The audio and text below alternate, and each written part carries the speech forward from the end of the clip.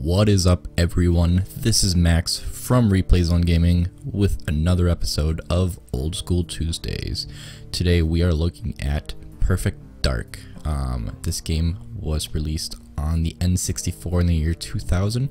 I'm currently playing the Xbox 360 version of the game. So first thing you could tell is that the aiming is, well, it's not terrible, but it is subpar. It's definitely not what first-person shooters are like today. As you can see, if I move to the right, it does move my character, but the cursor always snaps back to the center and doesn't stay in the center. So it's got a lot more like rubber banding on the shooting, and it's a lot harder to hit people that are kind of in your peripherals. But that's okay. I'm getting used to it. It's a fun game so far. Graphics aren't really bad for a game that came out in the year 2000. I honestly would have expected it to be much worse than this, but it seems to be pretty much on par, and actually probably a little bit better in terms of quality for graphics wise, at least, than GoldenEye 007, which is one of the first-person shooters that many people remember playing, myself included. So I never got to play this game when I was young, really. Never really gave it a shot just because I had GoldenEye, and that was, oh god. I was playing GoldenEye when I was young, and I was definitely content with that. Don't know what's going on here. I think I'm like drugged or something. Oh god. But yeah, this is not my capture software messing up. It's apparently I got poisoned or something, or I'm low on health. I think I might be low on health. Okay. We're still a little bit fuzzy. I really don't know what's going on. I walked into that room. My character really didn't seem to like it too much. So hopefully there's a way for us to fix that. Okay, I think we're alright now. This game obviously doesn't run in like full 1080p or smooth 60 frames a second. I'm actually not sure that it runs in 30 frames a second. But nonetheless, I figured I'd record in high quality. That way you guys could see as close as possible what this is running at on my TV right now. And I will say, other than the strange aiming, which is kind of how Rare did most of their aiming. If anybody played Banjo 2, you know what I'm talking about. I actually like the controls. They're pretty nice. You could walk around and strafe and shoot with right trigger.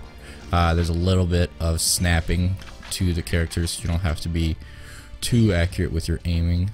And then if you hold left trigger, you can actually stand in one spot.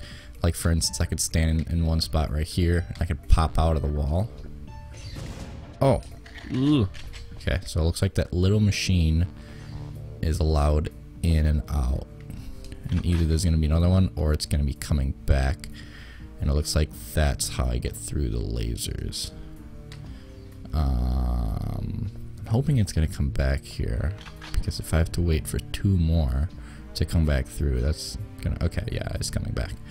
Yeah, I was going to say, that would have been pretty time consuming. So is that's like a little floating shoe almost. Keep going, buddy. You got it.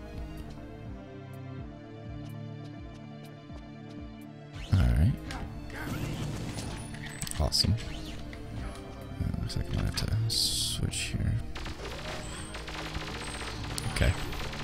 And yeah, for this game, it's almost pointless to try to aim when you're far away, just because the odds of it actually making it are very, very slim. But yeah, this is another one of the games that came equipped with Rare Replay. Definitely an awesome game. Super good value. Highly recommend it. You get 30 games for $30, and a lot of them are very high quality games. I mean, a decent number of them are just plain old arcade games, but for a lot of people, they'll still enjoy those because those are arcade games that are available in arcades and stuff. But for me, I really got the game mainly because of like N64 rebooted titles and stuff like that. That's just what really got me interested in it. So It's like if I come this way, the door is locked. Killed the people. Maybe if I use this.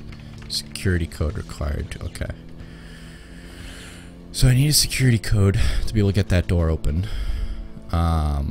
Which means I have to wait for this little robot to do its thing. And then I'm going to have to follow it back through the lasers. Which is alright. Okay, so it looks like this dragon gun at least has some sort of zoom. So should be able to shoot from a bit further away. If you guys have any kind of recommendations for games you want to be hosted on Old School Tuesdays, make sure to let me know in the comments. I usually run through games that are on Rare Replay because I can get really high quality and they run really smooth. So it's on the Xbox One. Otherwise, I typically run them on a Nintendo 64 emulator on my computer.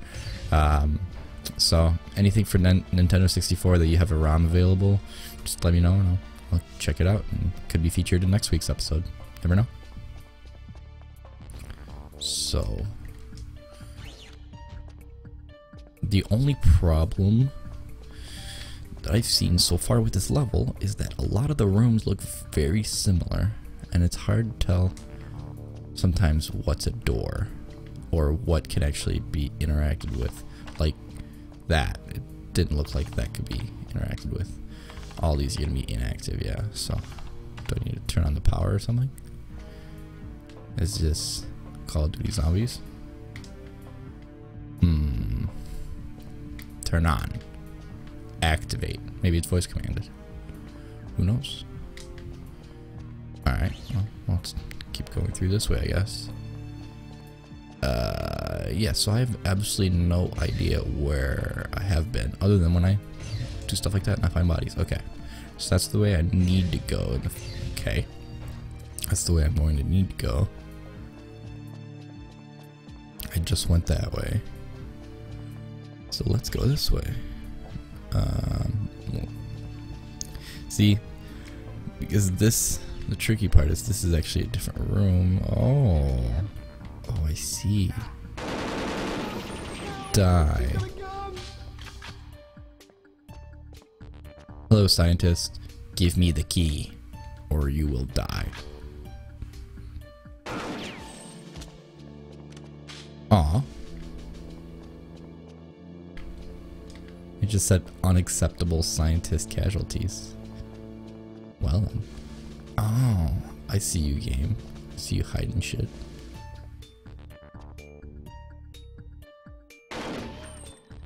Okay.